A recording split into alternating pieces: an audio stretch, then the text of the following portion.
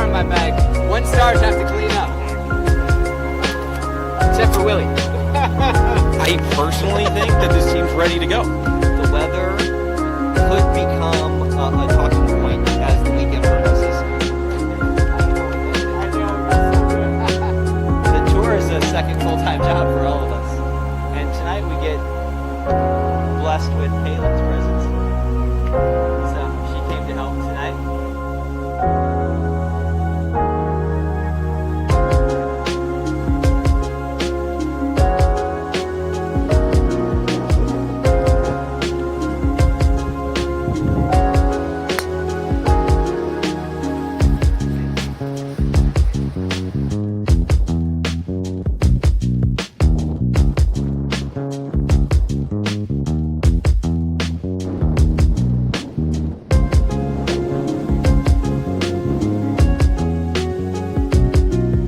Yes, sir.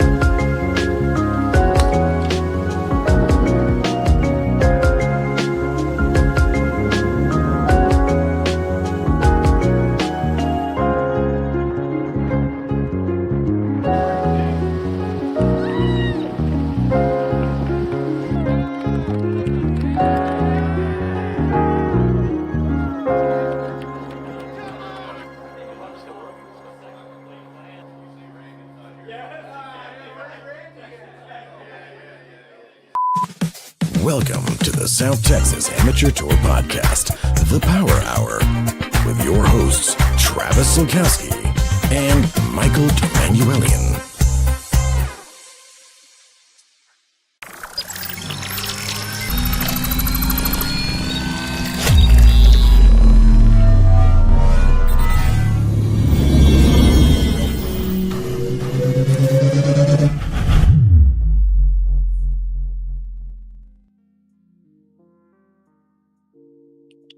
Good evening, South Texas Amateur Golf Tour. I am going to go ahead and assume you can hear me now. I'm going to wait for someone to comment and confirm that, but I'm getting signs backstage that say we might be good. So let's try it again, guys. I apologize. This is live. This is how things happen.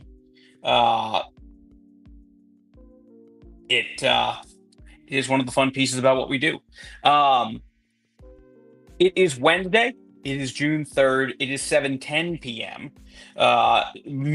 Myself, MD here, welcoming you to the summer season. But before we have the official summer season kickoff, which we will have a little later on in the show, we need to talk about a little bit about what happened this season that got us to that point where we now enter the summer. We need to talk about the Masters. We need to talk about spring season a little bit. So let's dive in. Before we do that, let me bring out my normal co-host, and then I will reveal the guest co-host. Welcome, Travis Sinkowski. I love the word reveal. Can you hear me now? I can hear you now. Okay, terrific. Is everything good? I don't see any comments. Are there comments anywhere? I don't see a stream. It just looks different on my end. I don't know. Maybe I am on crack. We are having a slight issue with Facebook. This will still go on Facebook after the fact. Right now, we are live on YouTube. Okay, awesome. And then we can pin it over afterwards. Yes. Travis, welcome back to the podcast. It is summer season coming up, but we need to talk a little bit about the Masters. And I know we were talking about how do we go about talking about it? Who do we want to have on the show? all these different things. We thought the best thing to do would just be the man himself, the man, our PC Masters champion, to talk to us about that weekend at the PC Masters, talk about the results, and where we finished off the season with team members. Here he is, folks, Steve Evans. And he's on mute. Now Steve's on mute. We had all this time. There we go.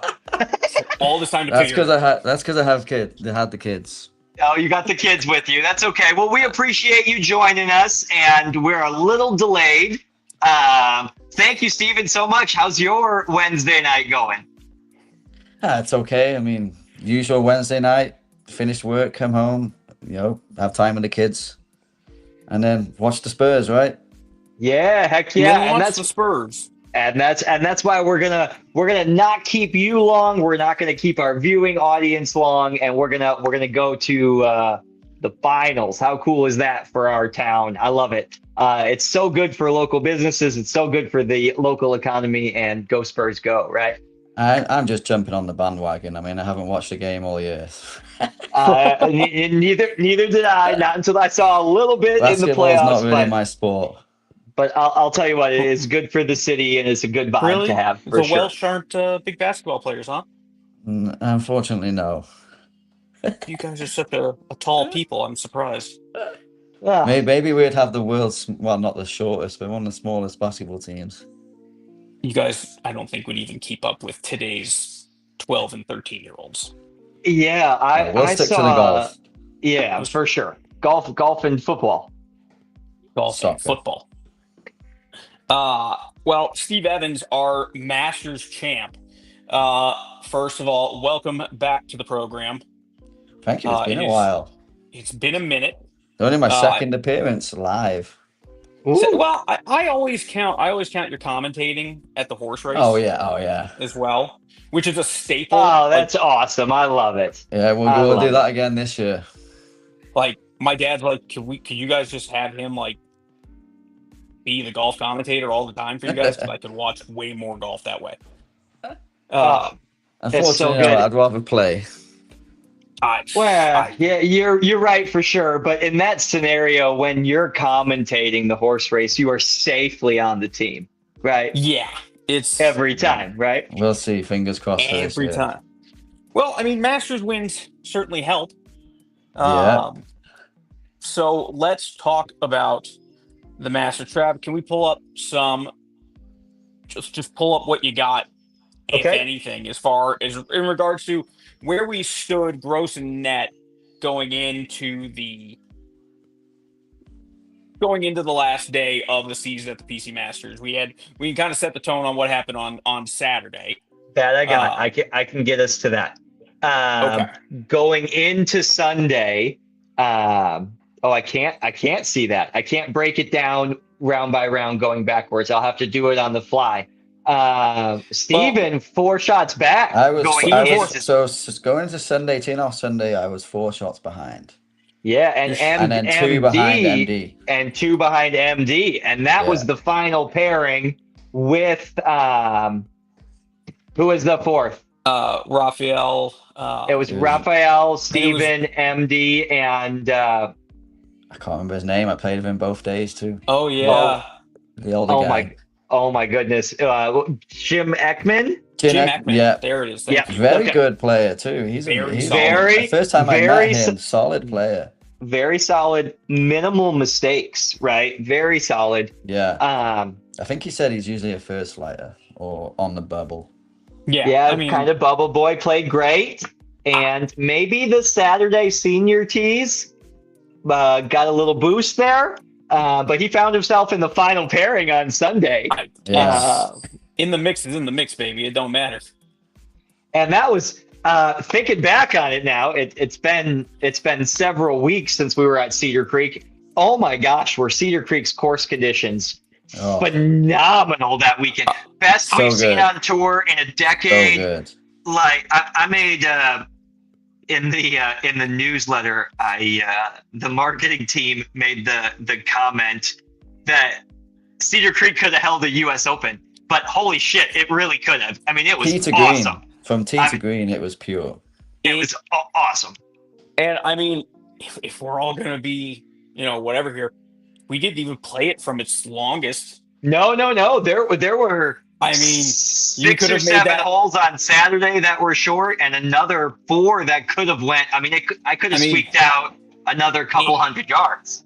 I mean, it was set up for Saturday for somebody to go low. Maybe it was. I mean, I felt walking in, I was like, well, that's as easy as that course is ever going to look to me. Like everyone had to be thinking that. But of course, day 2, the wind picks up. We've got a little bit of rain mixed in, and But even on Saturday though, it was still tough. Like it was even for a Saturday at the Masters, it was tough. It was if you tough, compare it to a Saturday at Brackenridge Park, it was the wind. Yeah. That, I mean, the channels that it created, and again, Cedar being in such pristine condition. I mean, best course conditions in a decade. Without question. Anywhere, any course on the trail in a decade, Cedar Creek 2 weeks ago was the best. Yeah. Charles Clark, thanks for swapping over to YouTube there. For everybody watching, share that. I put the YouTube link on the Facebook page to direct over.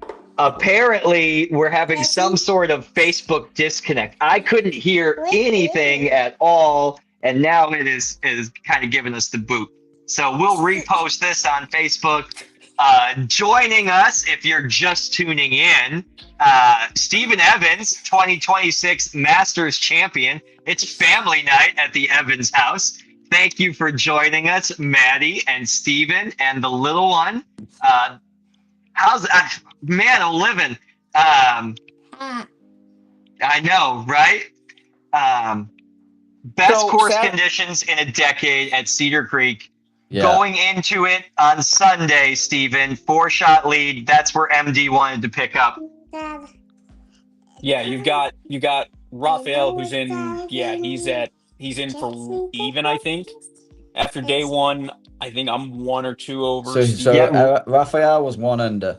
Raphael's 1 under, and I was 3 over. 3 over. Yeah. Yep. I mean, I thought it was really freaking cool. Just that the group, like, we all had a lead at one point. We all were kind of flipping around and stuff like that. Like I mean, ultimately down the line, it became you two kind of duking it out for that well, see, win, I was just happy to be in the final group. I mean, I didn't start very well on Saturday, but then I finished well on Saturday, so that got me a few shots back at the end. So I was just happy to be in the final group. And you mentioned it just before. There was a little bit of everything on Sunday. There was wind. There was some trepidatious slow play a little bit of rain down the as we were stretch. warming up, right? A little bit of rain. A little bit of rain mid-round. A little bit of. You're exactly right. And then the course conditions on Sunday got even tougher. Course a little bit longer, and you said it, MD, just a second ago. That's the cool stat. Is at some point, all 3 of you led on Sunday down the stretch. It certainly wasn't anybody. Yeah. I mean, and I think it was down. It was still moving with 5 holes left to play. I mean, absolutely, it was very, very tight. So I'm not a leaderboard watcher. I never am, and I never have been. But I had a fairly decent idea. And but I had a fairly decent idea of the scoring, especially after the front 9. Right after the front 9, that's when it started getting tight. Was on the back 9. I think he might have had a 1-stroke lead on us, or we had a 1-stroke lead on him, or something like that. But you and I might have been tied, or kind of one off of each other, making the back 9. And I'm like, oh, this is going to be fun. And then Stephen, walk us through ultimately a 1-shot lead It was set up by an awesome 15-foot putt on the 36th hole. Walk us through your 18th hole on Sunday. That's what I want to hear. We know it's tight. You guys are tied going into this hole. MD one back and pretty in the tunnel. Walk us through your 36th hole, the 18th hole on Sunday. Well, before we start on the 18th, I just want to go, MD will probably know what I'm going to talk about. I just want to go back to the 8th hole on Sunday. Yeah. Oh my goodness. Like I had started the first 7 holes playing pretty well. I think I was level par or something like that. I think I had 1 birdie and 1 bogey, and I get onto the eighth through tee. 7. I get onto the 8th tee. I got a good par on 7 because I got a relief from the path, and then I got up and down, and I got onto the 8th tee, and I had my driver and 3-wood in my hand, and I think I said to MD, I said, "Was the tee here yesterday?" And because I just could not remember, and he said, "Yeah." And for some reason in my head, I thought I hit driver on there on Saturday. So for some stupid reason, I pulled driver out and hit it, I don't know, 35 yards right on 8. And I'm like, why the heck did I just hit driver up there? So we found it, and I took relief, and then I dropped, proceeded to hit my next shot thin. It bounced off 2 trees and went like 200 yards away. It went like 40 yards behind me. So then I was hitting 5-iron for my 4th shot, shanked it up to the next to the tree on the right, short of the green, like 25 yards short of the green. And my head's spinning. And I'm like, okay, just try and get up and down for double. I said, the double is, it's double, but get up and down for double. I proceed to hold my pitch shot from like 25 yards short of the green, across the slope. And it was about 15 feet out, and I'm standing next to Jim Ekman, and I go, that's in the hole. And that was the front left hole location. That was super slick. It's really glassy in that corner. And oh my gosh, talk about putting a tourniquet on the bleeding. Oh my god! I think I was in the lead at that point, and so walking up before I hit that shot, my head's spinning, and all of a sudden I hold it, and I'm getting on a 9th tee, and I'm buzzing because I've just made the best bogey in my life, the best. I will remember that bogey for the rest of my life. Like I cannot believe it. Yeah, it was crazy. It's certainly when I was driving home, I was like, so much happened between pace of play, the weather, all this stuff between that 8th hole and finishing on the 18th.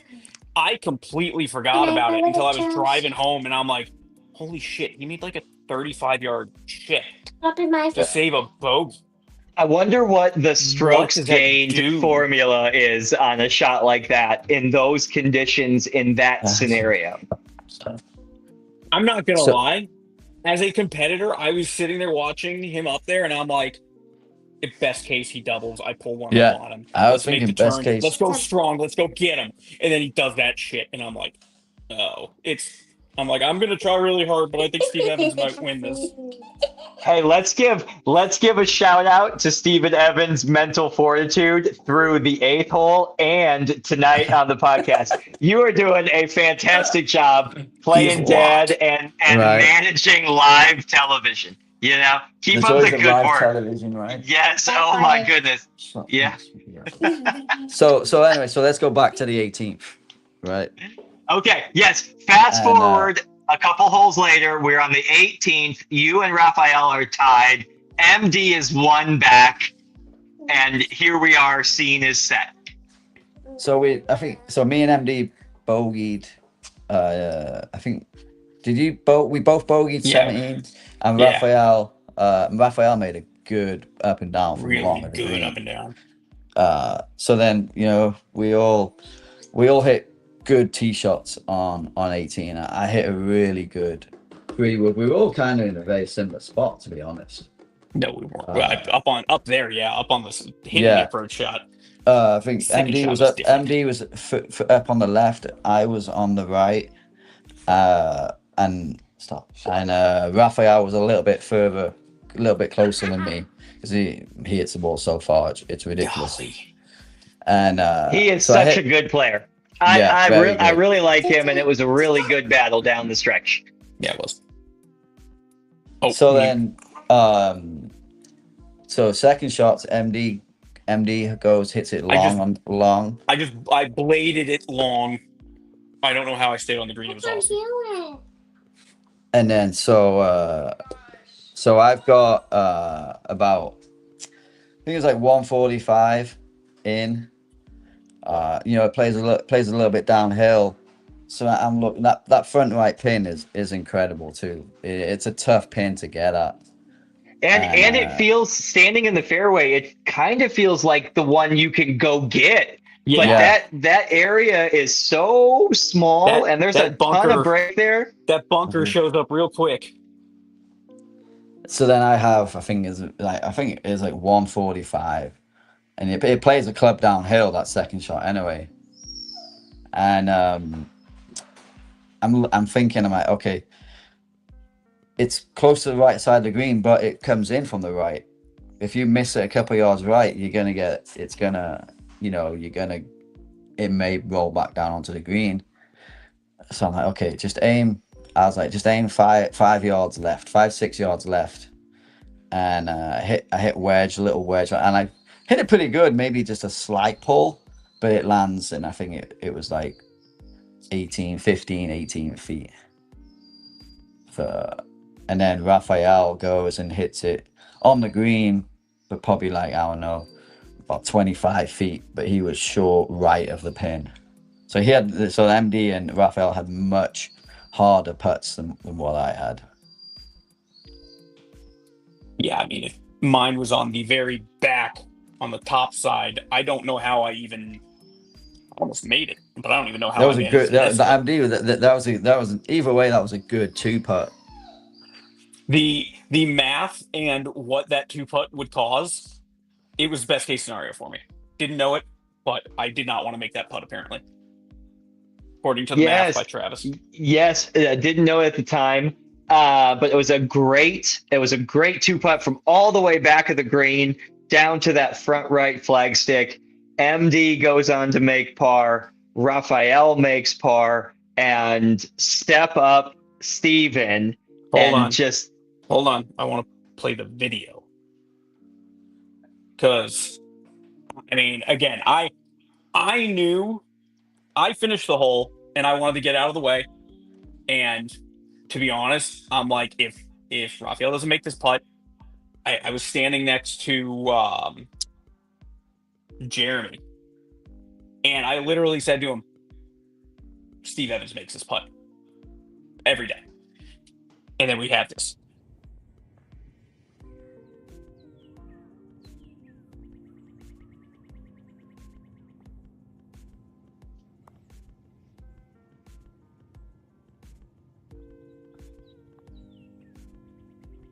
Come on! Yes!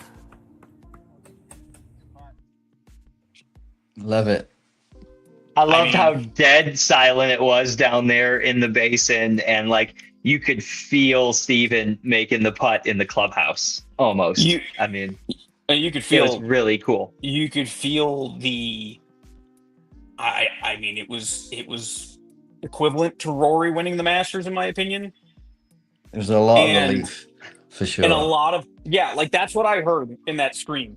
Was like just the release of all the air from holding your breath at this tournament for years and not having it. Yeah. And it was like, I got it done. It was awesome. I thought the stickers that came out of it were fantastic.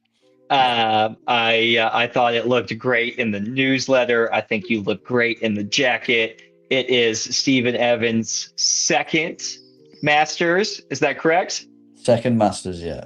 First one was 2021, I think. And this year, the Open going to Brackenridge Park for the first time. Yeah. Steven Evans may be the early favorite for the single season slam. Never been done before. Never been done before. There is certainly some heavy favorited odds for you right now. So going back before that putt on 18, I got kind of lucky because I think it was Jeremy, Seth, and Brandon came down, and everyone was looking at their putts, and Jeremy's my 2-man partner, so he knows that I don't look at the leaderboard and stuff. And I walk over there, and he said to me, "Do you know the scores?" And I said no. So he goes, "What do you want to know?" I said, "What?" I said, "Sure." And so he told me, that me and Raphael were tied, and MD was one back. That's what I thought it was. I didn't think I was behind, but I thought it was the other way around. I thought Raphael was one back, and me and MD were tied. So then, so ultimately, I knew I had that putt for the win. All right, here we go. Steven Evans tour report card. All right. With this Masters win, it's his second Masters win and his third jacket win. He has Masters victories in 2026 and 2021, and he has an Open win in 2023. So he has the career jacket Grand Slam. He's had a good run these last few years. In 2024, he was the summer season champion. And in that 2021 season, he was also the tour champion. Yeah. He has 5 STMPC career appearances with a record of 5, 2, and 3. I'm sorry, 5, 3, and 2. Not too bad. No, fantastic. We are working on compiling player stats. So every guest we have on for the summer is going to get their rundown. And that's good to hear. It started with you. How many individual events has he played? Or how many is he tracking every round? Every individual round? Every individual round right now. Let's see. Steven Evans has 83 rounds on tour played, and his scoring average across 83 rounds, 72.0. Scratch golfer. How great is that? That's perfect. I'll take that. And I mean, it's got to be a little bit of a boost too. I mean, let's face it. Let's call a spade a spade. Steve Evans plays on the South Texas A&M team pretty consistently. Having the victory at Cedar, knowing we're going back to Cedar to try and defend our title at the South Texas Match Play Challenge, it's got to be a good feeling knowing you can command that golf course. Yeah, no, I just got to make the team.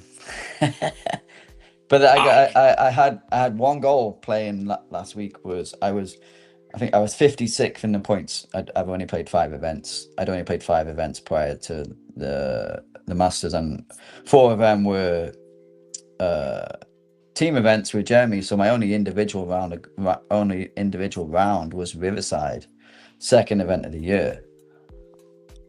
So my goal was to obviously to win, but to make top 50 and get in the playoffs. And the Masters jacket propelled you to 36th in the spring standings. And that's a great question.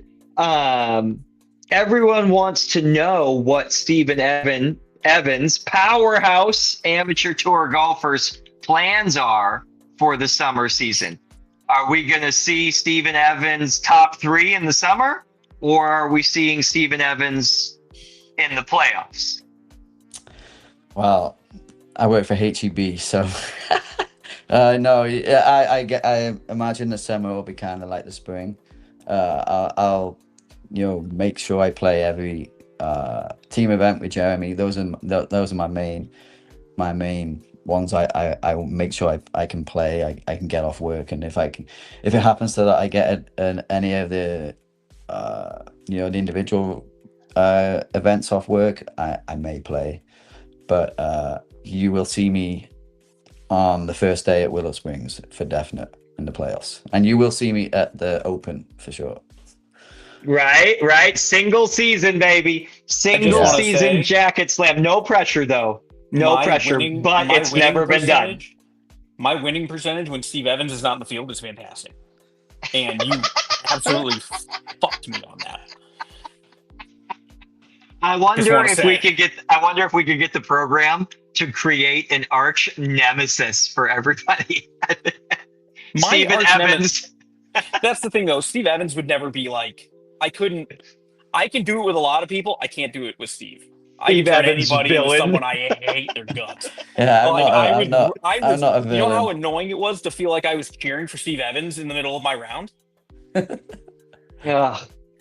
Well, we just talked about Steven Evans' jacket win, propelling him above the cut line to number 36. Let's look at the top 10 spring finishers in the 2026 spring point standings. This is through 10 events in the spring season, from Monster Day through 6 stroke play events. Hey, Trav, real quick, I apologize. That is the incorrect one. Incorrect. That had not been updated. I apologize. That one's on me. Mom and Dad were right about me. So were the doctors. Whatever. Yada yada yada. Let me stand by as we fight this. It's live. It's live television. Everybody. Sometimes this happens. This is what happens. You know? I'll be honest with you. The only reason why I knew it was wrong because I was looking at my name. Could have cared less where everyone else was. Of course, right? Okay, here we go. This is the final 2026 Spring STX Am Tour point standings through 10 events, from Monster Day to the Masters and everything in between. In 10th place, there he is, the match play champion, Andrew Huddleston. Up a spot in 9th, Charles Romero. Dale Beavers, amazing spring season, 8th. MD, your host with the most, with us now, up 2 spots to 7th. And that was his goal playing is, hey, I don't think I can top 3, but I can get a couple more points to start the playoffs. Every point matters. Every point matters. Every spot matters. It's from 7th to 6th. The Tour GOAT clips MD by 1. Sean Vidal finishes the spring season in 6th place. Mark Kacheski slides 1 spot after the Masters to 5. A top 5 is amazing. Darren Cormier finishes 4th. And before we get to the top 3 announcements, I think it's neat to say that these top 10 kind of stayed that way and just shuffled down the stretch. And I think that was neat. There were a couple risers here and there, but it really stayed these core. It was really neat. Even the final point standings, nobody dropped out of the top 10. Nobody came into the top 10. They just kind of reshuffled. So I think that's really cool. All right. Automatically qualifying for the 2026 South Texas Match Play Challenge Tour team to be held this November at Cedar Creek. In 3rd place, Charles Clark. In 2nd place, Jason Bird. And the 2026 Spring Season Champion, Micah Carroll. Congratulations to the top 10 and super congratulations to the top 3. 3 experienced players right there for the team. That's exactly right. Good players. That's exactly right. Let me get back to my stat sheet here. And Jason Bird, let's see, that's 5 STMPC appearances. Micah Carroll, this will be his 5th 4, 5, 6. This will be his 5th STMPC. And then Charles Clark, this will be his 2nd. I mean, all veterans on it. And you've had Bird, who's been on both sides as a captain and a player. You've had Micah Carroll, who, even though maybe wasn't on the team, still was there caddying or doing something with the team. And same thing, Charles, this is his 2nd year, but I mean, that dude just keeps getting better every week. So super strong start. Somebody from each flight. A champ fighter, a first fighter, and a second fighter. Unusual. I think that's really neat to point out. And then if we keep going down the top 10, there are 4 champ fighters in the top 10, 3 first fighters, 3 second fighters. So it was really a cool battle down the stretch. Certainly equity across the flights. Yeah. So it shows no matter what flight you're in, you play good golf. You're gonna get up the point standings. Absolutely. You play every week. You play good golf. You'll be up there.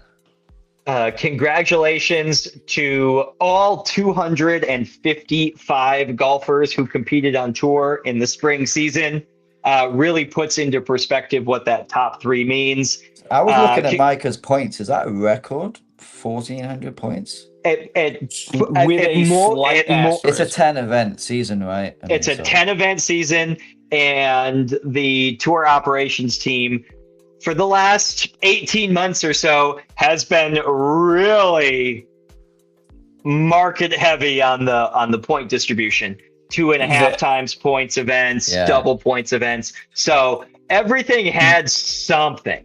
That being said, though, and just for the sake of, that's too many points, or if someone was like, that's so many points, the average player from 2020 to 2021, to 2025, with the non-inflated points distribution, stuff like that, we're averaging 1,200 points. 1,200 would make the team. Yeah. So even though we could probably say there was thousands of extra points out there. Yeah. Check this stat out. 632 points equaled the cut line. That is 63 points per event. Wow. That is below the mean line in your flight per event. The playoffs rewards participation. Right. And then it turns into cut, win. Right. But man, very, very, very rarely. Now, there are a couple Greg Graff circumstances where you play in everything and don't make the top 50. It happens very rarely. I don't think you needed to use his name. I think you could have. Did that happen to Greg this year? Yeah, and last year. Is the only. He's such a nice guy. He won't mind. I'm sorry. He wishes he held. It was the last couple seasons. However, in 2026 spring season, Greg Graff finished 50th. He's in the playoffs. He's there at Willow. So that is MD. I know we're getting close to wrapping up. We're a little over because of our technical difficulty. That is my closing thought for the day. Congratulations, Greg Graff, on your top 50. Congratulations. Well, I will sit here and say that head to sdxamtour.golf, get registered. We have opening weekend this weekend at Willow 666. We have 2 other events open for registration right now as well. Head on over, get registered for those. They are already filling up very quickly. And the other thing I will say, it's summer, people. Please hydrate appropriately. Drink some water. Absolutely. Yeah. Good luck to message. all competitors at Willow Springs this Sunday in the summer season kickoff. 2-person team 666. I got one last comment. Everybody's tied for first place in the summer season right now. There we go. I think that's neat. Steve Evans, PC Masters champ. Take us out. Final thoughts on the spring season. Great season, right? Every season on tour is great. 10 event season. It was a long slog this season. What a word. But a lot of fun, and roll on the summer season. Hell yeah, man. We are on And it's to the summer season. it's a pleasure to wear this jacket. And Woo, I love it. Thank you so much for wearing it. When the camera clicked on and that was there, I got like into before I didn't have it on, and I was like, oh wait, I need to go get my jacket. Thank you everybody for watching. Enjoy your Wednesday night. MD, take us away. All right, everybody. We'll see you this weekend. But let's enjoy the beautiful putt to secure his win as the PC Masters champion. Steve Evans, good night, everybody.